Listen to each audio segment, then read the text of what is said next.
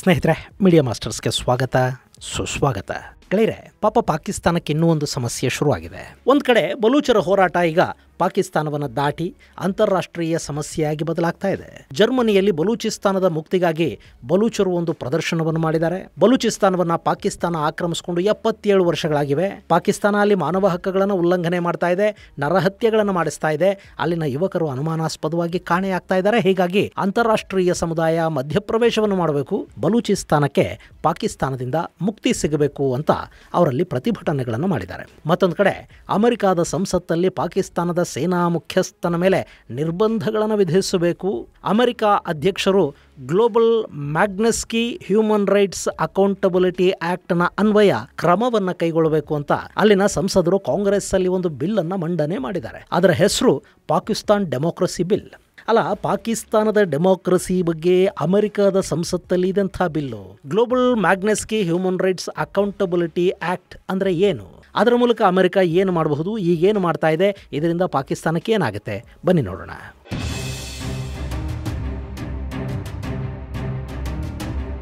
ಗೆಳೆಯರೆ, ಪಾಪ ಈ ಬಾರಿ ಕೂಡ ಪಾಕಿಸ್ತಾನಕ್ಕೆ 5 ವರ್ಷಗಳ ಪರಿಪೂರ್ಣ ಸರ್ಕಾರವನ್ನ ಮತ್ತು 5 ವರ್ಷಗಳ ಒಬ್ಬ ಪೂರ್ಣಾವಧಿಯ ಪ್ರಧಾನಿಯನ್ನ ನೋಡುವ ಅದೃಷ್ಟ ಇದ್ದಂತೆ ಕಾಣ್ತಾ ಇಲ್ಲ. ಯಾಕೆಂದ್ರೆ ಅಮೆರಿಕಾದಲ್ಲಿ ಇಮ್ರಾನ್ ಖಾನ್ ಪರ ಲಾಬಿ ಈಗಾಗಲೇ ಶುರುವಾಗಿದೆ. ಅವರು ಪಾಕಿಸ್ತಾನದ ಟ್ರಂಪ್ ಬಿಡುಗಡೆ ಆಗಬೇಕು, ಅಲ್ಲಿ ರಾಜಕೀಯ ದುರುದ್ದೇಶದಿಂದ ಇಮ್ರಾನ್ ಖಾನ್ ಅವರನ್ನ ಜೈಲಿಗೆ ಹಾಕಲಾಗಿದೆ ಮತ್ತು ಈ ಕೃತ್ಯದಲ್ಲಿ ಭಾಗಿಯಾದವರ ವಿರುದ್ಧ 6 ತಿಂಗಳ ಒಳಗಾಗಿ ಕ್ರಮ ಕೈಗೊಳ್ಳಬೇಕು. ಅದರಲ್ಲೂ ಪಾಕಿಸ್ತಾನದ ಸೇನಾಧಿಕಾರಿ ಮುಲ್ಲಾ ಜನರಲ್ ಅಂತಲೇ ಕರೆಸಿಕೊಳ್ಳಲ್ಪಡುವ ಆಸಿಮ್ ಮುನೀರ್ ವಿರುದ್ಧ ಕ್ರಮ ಕೈಗೊಳ್ಳಬೇಕು.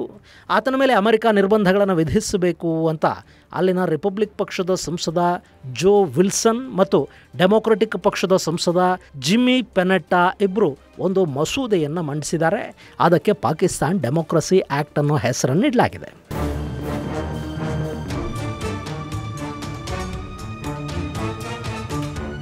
ಇಲ್ಲಿ ಇಮ್ರಾನ್ ಖಾನ್ ಬಗ್ಗೆ ಅಮೆರಿಕಾಗೆ ಯಾಕಿಷ್ಟು ಪ್ರೀತಿ? ಗೆಳೆಯರೆ, ಇಮ್ರಾನ್ ಖಾನ್ ಈ ಹಿಂದೆ ಅಮೆರಿಕಾದಲ್ಲಿ ಟ್ರಂಪ್ ಸರ್ಕಾರ ಇದ್ದಾಗ ಟ್ರಂಪ್ ಜೊತೆ ಉತ್ತಮ ಸಂಬಂಧಗಳನ್ನು ಇಟ್ಕೊಂಡಿದ್ರು. ಪಾಕಿಸ್ತಾನದ ಪ್ರಧಾನಿ ಅನ್ನೋದಕ್ಕಿಂತ ಇಮ್ರಾನ್ ಒಬ್ಬ ಕ್ರಿಕೆಟರ್ ಅನ್ನೋ ಕಾರಣಕ್ಕೆ ಕೂಡ ಟ್ರಂಪ್ ಇಮ್ರಾನ್ ಬಗ್ಗೆ ಒಂದು ಅಭಿಮಾನವನ್ನು ಬೆಳೆಸ್ಕೊಂಡಿದ್ದದ್ದು ಹೌದು. ಆದರೆ ಕಳೆದ ಚುನಾವಣೆಯಲ್ಲಿ ಅಮೆರಿಕಾದಲ್ಲಿ ಟ್ರಂಪ್ ಆರಿಸಿ ಬರಲಿಲ್ಲ. ಡೆಮೊಕ್ರೆಟಿಕ್ಕರ ಸರ್ಕಾರ ಬಂತು, ಬಿಡೆನ್ ಅಧ್ಯಕ್ಷರಾದರು. ಅವರು ಪಾಕಿಸ್ತಾನದ ಕಡೆ ಕಣ್ಣೆತ್ತಿ ಕೂಡ ನೋಡಲಿಲ್ಲ. ಅಮೆರಿಕಾದ ಹೊಸ ಅಧ್ಯಕ್ಷ ಬಿಡೆನ್ಗೆ ಅಭಿನಂದನೆಗಳನ್ನು ತಿಳಿಸಿ ಇಮ್ರಾನ್ ಖಾನ್ ಒಂದು ಟ್ವೀಟ್ ಮಾಡಿದರೆ ಅದಕ್ಕೆ ಅಮೆರಿಕ ರೆಸ್ಪಾಂಡ್ ಮಾಡೋದಕ್ಕೆ ಕೂಡ ಹೋಗಲಿಲ್ಲ. ಅರೆ, ಅಮೆರಿಕಾದ ಅಧ್ಯಕ್ಷ ನನಗೊಂದು ಫೋನ್ ಮಾಡಿ ಮಾತು ಆಡಲಿಲ್ಲ, ಭಾರತಕ್ಕೆ ಫೋನ್ ಮಾಡಿದ್ರು, ನನಗೆ ಮಾಡಲಿಲ್ಲ ಅಂತ ಇಮ್ರಾನ್ ಖಾನ್ ಅಲವತ್ತುಕೊಂಡಿದ್ದು ಆಯಿತು. ಆದರೆ ಬಿಡೆನ್ ಕ್ಯಾರೆ ಅನ್ನಲಿಲ್ಲ. ಯಾವಾಗ ಅಮೆರಿಕ ದೂರ ಮಾಡ್ತಾ ಇದೆ ಅನ್ಸೋದಕ್ಕೆ ಶುರುವಾಯಿತೋ ಇಮ್ರಾನ್ ಖಾನ್ ಚೈನಾ ಜೊತೆ ಸ್ನೇಹವನ್ನು ಗಟ್ಟಿ ಮಾಡ್ಕೊಳ್ಳೋದಕ್ಕೆ ಮುಂದಾದರು. ಜೊತೆಗೆ ರಷ್ಯಾ ಜೊತೆ ಕೂಡ ಸ್ನೇಹ ಹಸ್ತವನ್ನು ಚಾಚಿದ್ರು. ಸೀದಾ ಹೋಗಿ ಟ್ರಂಪ್ನ ಮೀಟ್ ಮಾಡಿದರು. ಅಮೆರಿಕ ಉರಿಸೋದಕ್ಕೆ ಇಮ್ರಾನ್ ಅವತ್ತು ಮಾಡಿದ್ದು ಸರಿ ಇತ್ತು, ಆದರೆ ಆ ಟೈಮು ಅನ್ನೋದೊಂದಿರುತ್ತೆ ನೋಡಿ, ಆ ಟೈಮಿಂಗ್ ಸರಿ ಇರಲಿಲ್ಲ. ಯುಕ್ರೇನ್ ಯುದ್ಧ ಶುರುವಾಗೋ ಸಮಯಕ್ಕೆ ಇಮ್ರಾನ್ ಖಾನ್ ಹೋಗಿ ಪುತಿನ್ ಅವರನ್ನು ಭೇಟಿ ಮಾಡಿದ್ದು ಅಮೆರಿಕ ಮತ್ತಷ್ಟು ಕೆರಳೋ ಹಾಗೆ ಮಾಡಿತು ಮತ್ತು ಪಾಕಿಸ್ತಾನದಲ್ಲಿ ಇಮ್ರಾನ್ ಸರ್ಕಾರವನ್ನು ಪದಚ್ಯುತಗೊಳಿಸೋದಕ್ಕೆ ಅಮೆರಿಕದ ಡೀಪ್ ಸ್ಟೇಟ್ ಒಂದು ಸ್ಕೆಚ್ ಅನ್ನು ಹಾಕಿತು.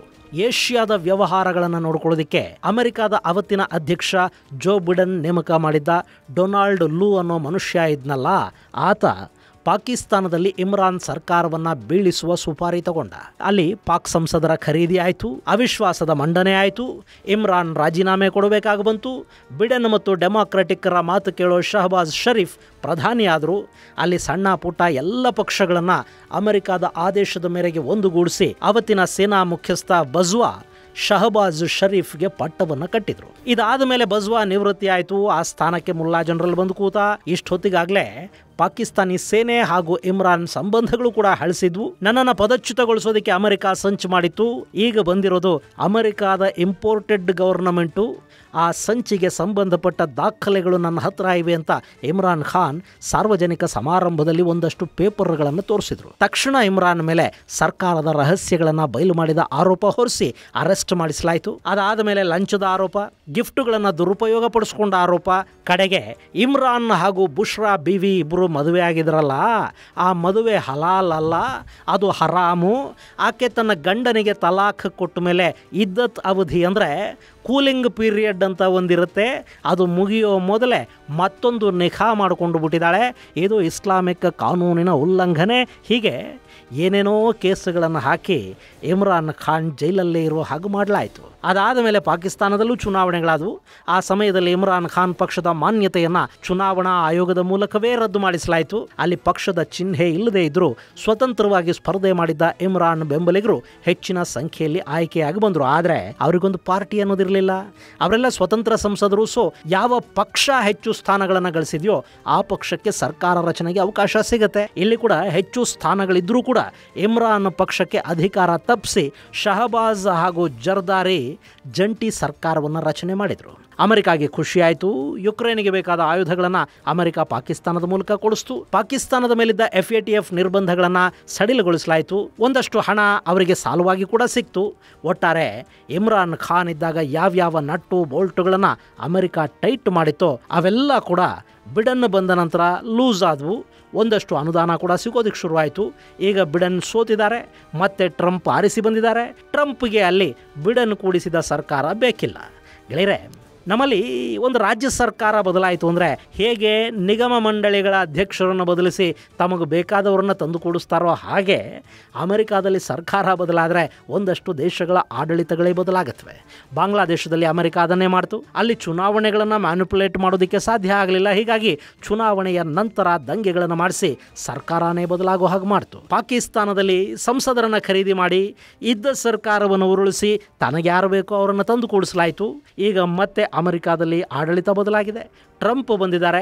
ಅವರಿಗೆ ಅವರ ಹಳೆಯ ಮಿತ್ರ ಇಮ್ರಾನ್ ಬೇಕೇ ಹೊರತು ಬಿಡನ್ ತಂದು ಕೂಡಿಸಿದ ಈ ಶಹಬಾಜ್ ಅಲ್ಲ. ಹೀಗಾಗಿ ಟ್ರಂಪ್ ಆಳ್ವಿಕೆ ಶುರುವಾದ ಬೆನ್ನಲ್ಲೇ ಅಮೆರಿಕದ ಹೊಸ ವಿದೇಶಾಂಗ ನೀತಿಗಳ ಸಲಹೆಗಾರ ರಿಚರ್ಡ್ ಗ್ರೆನೆಲ್ ಇಮ್ರಾನ್ ಖಾನ್ ಬಿಡುಗಡೆ ಆಗಬೇಕು ಅಂತ ಅಧಿಕಾರ ಸ್ವೀಕರಿಸಿದ ಮೊದಲ ದಿನವೇ ಹೇಳಿದರು. ಅಷ್ಟೇ ಅಲ್ಲ, ಈ ಗ್ರೆನೆಲ್ ಈ ಹಿಂದೆ ಅಂದರೆ ಕಳೆದ ಅಕ್ಟೋಬರಲ್ಲೇ ಪಾಕಿಸ್ತಾನದಲ್ಲಿ ಏನಾಗ್ತಾ ಇದೆ ನೋಡಿ, ಅಲ್ಲಿನ ಟ್ರಂಪ್ ಅಂತಲೇ ಖ್ಯಾತಿ ಪಡೆದ ಇಮ್ರಾನ್ ಖಾನ್ ಜೈಲಲ್ಲಿದ್ದಾರೆ, ಅನ್ಯಾಯವಾಗಿ ಅವರು ಜೈಲು ಸೇರಿದ್ದಾರೆ, ಆತ ಬಿಡುಗಡೆ ಆಗಬೇಕು ಅಂತ ಒಂದು ಹೇಳಿಕೆಯನ್ನು ಕೂಡ ಕೊಟ್ಟಿದ್ದರು. ಈಗ ಅಲ್ಲಿ ರಿಪಬ್ಲಿಕನ್ ಸರ್ಕಾರ ಬಂದಿದೆ.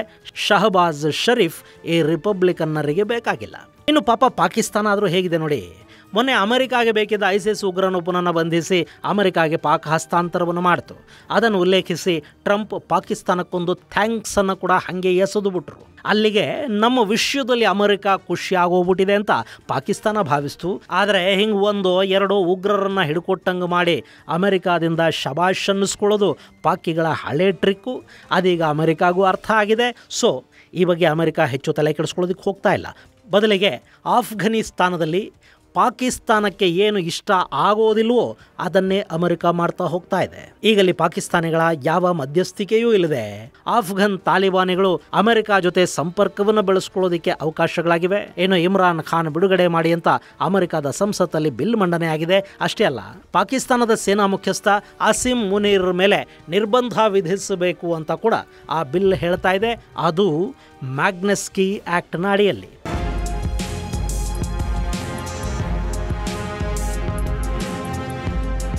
ಗೆಳೆಯರೆ, ಈ ಮ್ಯಾಗ್ನೆಸ್ಕಿ ಆ್ಯಕ್ಟ್ಗೆ ಒಂದು ಇತಿಹಾಸ ಇದೆ. 1970ರ ದಶಕದಲ್ಲಿ ಸೋವಿಯತ್ ರಷ್ಯಾ ಹಾಗೂ ಅಮೆರಿಕ ನಡುವೆ ಶೀತಲ ಸಮರ ನಡೀತಿತ್ತಲ್ಲ, ಆಗ ಅಮೆರಿಕ ಸೋವಿಯತ್ ಭಾಗದಲ್ಲಿ ಮಾನವ ಹಕ್ಕುಗಳ ಉಲ್ಲಂಘನೆ ಮತ್ತು ವಿಶೇಷವಾಗಿ ಅಲ್ಲಿ ಯಹೂದಿಗಳನ್ನು ಕಾಪಾಡೋದಕ್ಕೆ ಒಂದು ಆಕ್ಟ್ ಅನ್ನು ಜಾರಿ ಮಾಡಿತು. ಅದರ ಹೆಸರು ರಷ್ಯಾ ಮಾಲ್ಡೋವಾ ಜಾಕ್ಸನ್ ವ್ಯಾನಿಕ್ ಅಂತ. ಈ ಕಾಯ್ದೆಯ ಅಡಿಯಲ್ಲಿ ಸೋವಿಯತ್ ಭಾಗದಲ್ಲಿ ಮಾನವ ಹಕ್ಕುಗಳ ಉಲ್ಲಂಘನೆ ಮಾಡಿದರೆ ಅಂಥ ಪ್ರಕರಣಗಳಲ್ಲಿ ಅದರ ಹಿಂದೆ ಯಾರೇ ಇದ್ರೂ ಕೂಡ ಅವರ ಮೇಲೆ ಅಮೆರಿಕ ನಿರ್ಬಂಧವನ್ನು ವಿಧಿಸ್ತಾ ಇತ್ತು. ಇಲ್ಲಿ ಅಮೆರಿಕದ ನಿರ್ಬಂಧ ಅಂದ್ರೆ ಏನು ಅನ್ನೋದು ನಿಮಗೆ ಗೊತ್ತಿದೆ. ದೇಶಗಳ ಮೇಲೆ ನಿರ್ಬಂಧ ವಿಧಿಸಿದ್ರೆ ವ್ಯಾಪಾರ ವಹಿವಾಟುಗಳು ನಿಂತು ಹೋಗುತ್ತವೆ. ವ್ಯಕ್ತಿಗಳ ಮೇಲೆ ನಿರ್ಬಂಧ ಬಂದರೆ ಅವರು ಅಮೆರಿಕಾಗೆ ಹೋಗೋದಕ್ಕೆ ಸಾಧ್ಯ ಆಗೋದಿಲ್ಲ, ಅಮೆರಿಕಾಗೆ ವೀಸಾ ಸಿಗೋದಿಲ್ಲ. ಅವರ ಆಸ್ತಿ ಪಾಸ್ತಿಗಳು ಅಮೆರಿಕಾದಲ್ಲಿದ್ದರೆ ಅವುಗಳನ್ನು ಸರ್ಕಾರ ಸ್ವಾಧೀನ ಮಾಡಿಕೊಳ್ಳುತ್ತೆ. ಅಮೆರಿಕಾದ ಬ್ಯಾಂಕ್ಗಳಲ್ಲಿ ಇವರೇನಾದರೂ ಹಣ ಇಟ್ಟಿದ್ರೆ ಅದನ್ನು ಕೂಡ ಮುಟ್ಟುಗೋಲು ಹಾಕ್ಕೊಳ್ಳಾಗತ್ತೆ. ಸೊ ಸೋವಿಯತ್ತಲ್ಲಿ ಮಾನವ ಹಕ್ಕುಗಳನ್ನು ಕಾಪಾಡೋದಕ್ಕೆ ಅಮೆರಿಕ ಈ ಕಾಯ್ದೆಯನ್ನು ಜಾರಿ ಮಾಡ್ತು. ಆದರೆ ಸೋವಿಯತ್ 1991ರಲ್ಲಿ ಒಡೆದು ಹೋಯ್ತಲ್ಲ, ಅದಾದ ನಂತರ ಈ ಕಾಯ್ದೆಯನ್ನು ಕೂಡ ರದ್ದು ಮಾಡಲಾಯಿತು. ಆದರೆ 2009ರಲ್ಲಿ ರಷ್ಯಾದಲ್ಲಿ ವಕೀಲ ಹಾಗೂ ಹೋರಾಟಗಾರ ಸರ್ಗೆ ಮ್ಯಾಗ್ನೆಸ್ಕಿ ಎಂಬಾತನನ್ನು ಬಂಧಿಸಲಾಗುತ್ತೆ. ರಷ್ಯಾ ಚೈನಾ ಅಲ್ಲೆಲ್ಲ ಹೇಗೆ ಅಂದರೆ ಸರ್ಕಾರದ ವಿರುದ್ಧ ಆಳುವವರ ವಿರುದ್ಧ ಯಾರಾದರೂ ಹೋರಾಟ ಮಾಡಿದರೆ ಮಾತಾಡಿದರೆ ಸೀದಾ ತಗೊಂಡು ಹೋಗಿ ಅವರನ್ನ ಜೈಲಿಗೆ ಹಾಕ್ತಾರೆ. ಅವರಲ್ಲಿ ಸರಿ ಹೋಗ್ತಿದ್ದಾರೆ ಅನ್ಸಿದ್ರೆ ಒಂದಷ್ಟು ದಿನಗಳ ನಂತರ ಬಿಡುಗಡೆ ಇರುತ್ತೆ, ಇಲ್ಲದೆ ಇದ್ರೆ ಅಲ್ಲಿಂದ ಪರಲೋಕಕ್ಕೆ ಪಾರ್ಸಲ್ ಮಾಡಲಾಗತ್ತೆ. ಇಲ್ಲಿ ಮ್ಯಾಗ್ನೆಸ್ಕಿ ಕೂಡ ರಷ್ಯಾ ಜೈಲಲ್ಲಿ ಸಾವಿಗೀಡಾದ್ರು. ಆ ಸಂದರ್ಭದಲ್ಲಿ ಅಮೆರಿಕಾದಲ್ಲಿ ಒಬಾಮಾ ಸರ್ಕಾರ ಆಯಿತು. ಅಲ್ಲಿ ಇನ್ನೂ ಒಂದು ಕಾಯ್ದೆಯನ್ನು ಜಾರಿಗೆ ತಗೊಂಡು ಬರಲಾಯಿತು. ಯಾವುದೇ ದೇಶದ ನಾಯಕರು, ಆಡಳಿತ ನಡೆಸುವವರು, ಆ ದೇಶದ ಸರ್ಕಾರಿ ಅಧಿಕಾರಿಗಳು, ಇವರು ಯಾರೇ ಆಗಿರಲಿ, ಮಾನವ ಹಕ್ಕುಗಳ ಉಲ್ಲಂಘನೆ ಮಾಡಿದ್ದಾರೆ ಅಂತಾದಾಗ ಅಮೆರಿಕಾದ ಅಧ್ಯಕ್ಷರು ನೇರವಾಗಿ ಒಂದೇ ಒಂದು ಆದೇಶ ಪತ್ರಕ್ಕೆ ಸಹಿ ಹಾಕುವ ಮೂಲಕ ನಿರ್ಬಂಧಗಳನ್ನು ವಿಧಿಸಿ ಬಿಡಬಹುದಾದ ಅಧಿಕಾರವನ್ನು ಅಮೆರಿಕಾದ ಅಧ್ಯಕ್ಷರು ಹೊಂದಿರ್ತಾರೆ ಅನ್ನೋ ಕಾಯ್ದೆ ಅದು. ಅದಕ್ಕೆ ರಷ್ಯಾದಲ್ಲಿ ಸಾವಿಗೀಡಾದ ಈ ಮ್ಯಾಗ್ನೆಸ್ಕಿ ಹೆಸರನ್ನು ಇಡಲಾಯಿತು. ಅದು ಈಗ global Magnitsky human rights accountability act ಅಂತ ಕರೆಸ್ಕೊಳ್ತಾ ಇದೆ. ಈಗ ಪಾಕಿಸ್ತಾನದ ಸೇನಾ ಮುಖ್ಯಸ್ಥ ಅಸೀಮ್ ಮುನೀರ್ ಮೇಲೆ ಇದೇ ಮ್ಯಾಗ್ನೆಸ್ಕಿ ಆ್ಯಕ್ಟ್ನ ಅನ್ವಯ ನಿರ್ಬಂಧಗಳನ್ನು ವಿಧಿಸಿ ಅನ್ನೋದು ಅಮೆರಿಕಾದ ಸಂಸದರ ಒತ್ತಾಯ. ಇನ್ನು ಅಸೀಮ್ ಮುನೀರ್ ವಿರುದ್ಧ ನಿರ್ಬಂಧಗಳನ್ನು ವಿಧಿಸಿದರೆ ಏನಾಗುತ್ತೆ? ಆತ ಅಮೆರಿಕಾಗೆ ಹೋಗೋದಿಲ್ಲ ಅಷ್ಟೇ. ಈಗೇನು ಮ್ಯಾನ್ಮಾರ್ ಸೇನಾ ಮುಖ್ಯಸ್ಥನ ಮೇಲೆ, ಸೌದಿ ಅರೇಬಿಯಾದ ಕೆಲ ಅಧಿಕಾರಿಗಳ ಮೇಲೆ ಈ ಕಾಯ್ದೆಯ ಅಡಿ ನಿರ್ಬಂಧಗಳಿವೆಯಲ್ಲ ಹಾಗಂತ ಅಂದ್ಕೋಬಹುದು. ಆದರೆ ಪಾಕಿಸ್ತಾನದ ಸೇನಾಧಿಕಾರಿಗಳಿಗೆ ಏನಾಗುತ್ತೆ ಅಂದರೆ ಅವರ ಬಹುಪಾಲು ಅಕ್ರಮ ಹಣ ಪಾರ್ಕ್ ಆಗೋದೇ ಅಮೆರಿಕಾದಲ್ಲಿ. ಅಮೆರಿಕ ಅನ್ನೋದು ಅಲ್ಲಿನ ಬಹುತೇಕ ಶ್ರೀಮಂತರ ಎರಡನೇ ಮನೆ ಇದ್ದ ಹಾಗೆ. ಇವರು ನಿವೃತ್ತರಾದ ಕೂಡಲೇ ಅಲ್ಲಿಗೆ ಹೋಗಬೇಕು ಅಂದ್ಕೋತಾರೆ. ಜೊತೆಗೆ ಅಮೆರಿಕಾಗೆ ಹೋಗಿ ಬರ್ತಾ ಇದ್ರೇ ಇವರಿಗೊಂದು ಗ್ಲೋಬಲ್ ಐಡೆಂಟಿಟಿ. ಗೆಳೆಯರೆ, ಯಾರು ಅಮೆರಿಕಾದಿಂದ ದೂರ ಇರ್ತಾರೋ ಅವರಿಗೆ ವಿಶ್ವಮಾನ್ಯತೆ ಇಲ್ಲ ಅಂತ ಅರ್ಥ. ಇವತ್ತು ಇಡೀ ಜಗತ್ತು ಅಮೆರಿಕಾ ಸೆಂಟ್ರಿಕ್ ಆಗಿದೆ. ಹೀಗಾಗಿ ಅಮೆರಿಕಾಗೆ ಬರಬೇಡ ಅಂತ ಪಾಕಿಸ್ತಾನದ ಸೇನಾ ಮುಖ್ಯಸ್ಥನಿಗೆ ಹೇಳಿದರೆ ಆತ ಅದರಿಂದ ತುಂಬಾನೇ ಕಳ್ಕೋತಾನೆ. ಇನ್ನು ಇಮ್ರಾನ್ ಖಾನ್ ವಿಷಯದಲ್ಲಿ ಯಾರೆಲ್ಲ ತಪ್ಪಿತಸ್ಥರಿದ್ದಾರೆ ಅನ್ನೋದನ್ನ 6 ತಿಂಗಳಲ್ಲಿ ಪತ್ತೆ ಮಾಡಿ ವರದಿಯನ್ನು ಸಲ್ಲಿಸಬೇಕು ಮತ್ತು ಅವರೆಲ್ಲರ ವಿರುದ್ಧ ಕ್ರಮ ತಗೋಬೇಕು ಅಂತ ಆ ಬಿಲ್ ಹೇಳ್ತಾ ಇದೆ. ಇನ್ನು 6 ತಿಂಗಳಲ್ಲಿ ಪಾಕಿಸ್ತಾನದಲ್ಲಿ ಏನು ಬೇಕಾದರೂ ಆಗಬಹುದು. ಇಮ್ರಾನ್ ಬಿಡುಗಡೆ ಆಗಬಹುದು, ಪಾಕಿಸ್ತಾನದ ಸರ್ಕಾರ ಪತನ ಆಗಬಹುದು, ಸೇನಾ ಮುಖ್ಯಸ್ಥ ಇನ್ನೇನಾದರೂ ಅಲ್ಲಿ ಗೇಮ್ ಮಾಡಬಹುದು, ಏನು ಬೇಕಾದರೂ ಅಲ್ಲಿ ಆಗೋ ಸಾಧ್ಯತೆ ಇದೆ. ಇಮ್ರಾನ್ ಹೊರ ಬಂದರೆ ಮಾತ್ರ ಶಹಬಾಜ್ ಶರೀಫ್ ಸರ್ಕಾರ ಇರೋದಿಲ್ಲ. ಸೇನಾಧಿಕಾರಿ ಜೈಲಿಗೆ ಹೋಗೋ ಪರಿಸ್ಥಿತಿ ಬಂದರೆ ಅಚ್ಚರಿ ಪಡಬೇಕಾದ ಅಗತ್ಯ ಏನಿಲ್ಲ. ಅಥವಾ ಆತ ಕೂಡ ಮುಷರಫ್ ಥರ ದೇಶ ಬಿಟ್ಟು ಓಡಿ ಹೋಗಲೂಬಹುದು. ಏನಾಗುತ್ತೆ ಅನ್ನೋದನ್ನ ಕಾದು ನೋಡೋಣ ಅಲ್ವೇ? ಇದು ಗೆಳೆಯರೆ, ಅಮೆರಿಕಾದ ಸಂಸತ್ತಲ್ಲಿ ಮಂಡನೆಯಾಗಿರುವ ಪಾಕಿಸ್ತಾನದ ಡೆಮಾಕ್ರಸಿಗೆ ಸಂಬಂಧಪಟ್ಟ ಮಸೂದೆಯೊಂದರ ಕುರಿತಾದ ಒಂದಷ್ಟು ಮಾಹಿತಿ. ಮುಂದಿನ ಸಂಚಿಕೆಯಲ್ಲಿ ಮತ್ತಷ್ಟು ವಿಶೇಷಗಳ ಜೊತೆ ಮತ್ತೆ ಭೇಟಿಯಾಗೋಣ. ಅಲ್ಲಿವರೆಗೆ ಜೈ ಹಿಂದ್, ಜೈ ಕರ್ನಾಟಕ.